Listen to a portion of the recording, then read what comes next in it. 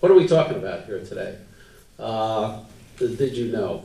We looked at some of the statistics, and when you look at them, they're almost frightening, as Al pointed out, 1.5 million people leaving the state of New York. That equates, by the way, to $4.3 billion in revenue, for tax revenue. And people who are moving in need services. So you got an affluent crowd moving out and people who need services moving in.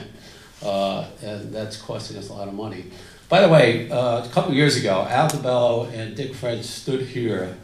It was a different room. And they said, we should have a cap. We talked about, I think at the time, a 4% cap or CPI. And this chart, the next chart over here, tells you if we kept the budget to CPI, you would see that we would have saved $21 billion over the last several years. That's a big, huge number, by the way. And you can see the disparity. This top line is state fund spending, which goes spiraling up. And you see the personal income trend in New York State, which spirals down, the red line. So there's a great disparity between personal income and state fund spending. And Al already talked about the other issue. It's kind of interesting. What do we get when we go to Albany and we talk about all these issues in the last couple of years? Here's what we get. $8 billion in new taxes and fees. The worst year since the Great Depression. The worst year since the Great Depression, we get $8 billion of new taxes and fees, included in the 2009-10 budget. And plus, we got $7 billion in federal stimulus money through the generosity of the administration, the federal administration.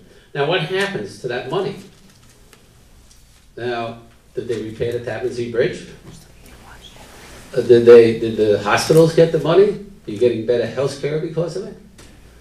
So what really happened at the end of the day is we kept the government officials employed. The money never filtered down. And we accuse other nations, by the way, right and left, of the money never gets to the people where it's supposed to get to. Well, guess what? The federal government gives us $7 billion in stimulus money. And all of the construction trade, by the way, the unemployment went from 10% to 23%. The government trade employees went from 3.4% unemployment to 3% unemployment. That's kind of interesting numbers. The infrastructure never really got the money. Okay, let's get on with things. I want to state that today is truly a grassroots effort, and it's just not about business. We're welcoming all sorts of organizations coming into to this whole campaign. We're having not-for-profits join the campaign. We're having citizens join the campaign. It is just not a campaign for business people.